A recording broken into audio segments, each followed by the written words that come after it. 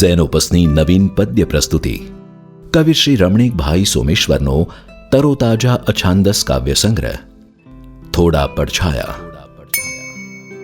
અંતરના ઊંડાણમાં પડેલા ભાવોની તીવ્રતા વિવિધ ભૌતિક પ્રતીકોના સહારે શ્રી રમણીકભાઈ આ અછાંદસ કાવ્યોના માધ્યમથી અભિવ્યક્ત કરે છે. ઓરડામાં મુકાયેલા ટેબલ પર ઉગી નીકળે છે કેટલીય સંવેદનાઓ. ઝૂલણ ખુરશી પર ઝૂલે છે મનના તરંગો.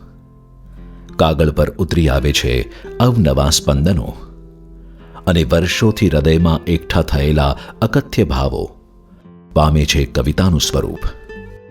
આ કાવ્ય ઝુમખામાં કવિના આંતરબાહ્ય દ્વંદના અંતે શબ્દબદ્ધ થયેલા ભાવો જોવા મળે છે.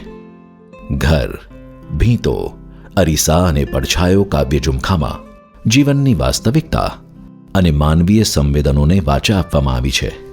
પોતાની આસપાસ જીવાતા જીવનના નિરીક્ષણોના આધારે વિવિધ વ્યક્તિગત પ્રસંગો અને ઘટનાઓમાં કાવ્ય તત્વનો સંચાર કરી અદ્ભુત કાવ્યો પીરસ્યા છે રમણીકભાઈએ.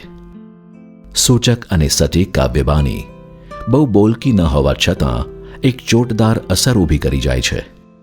આજના સમયની વિડંબણા અને મૂંઝારાને વાચા આપતા આ કાવ્યો રસિકોને અનોખા ભાવજગતની સેર કરાવશે. થોડા પડછાયા નેશન વાઇડ ફ્રી શિપિંગ સાથે ઘેર બેઠા મેળવવા www.zenopus.in અથવા તમારા એન્ડ્રોઇડ કે આઈફોન પર ઝેનોપસની મોબાઈલ એપ ડાઉનલોડ કરી ઓર્ડર પ્લેસ કરી શકો છો.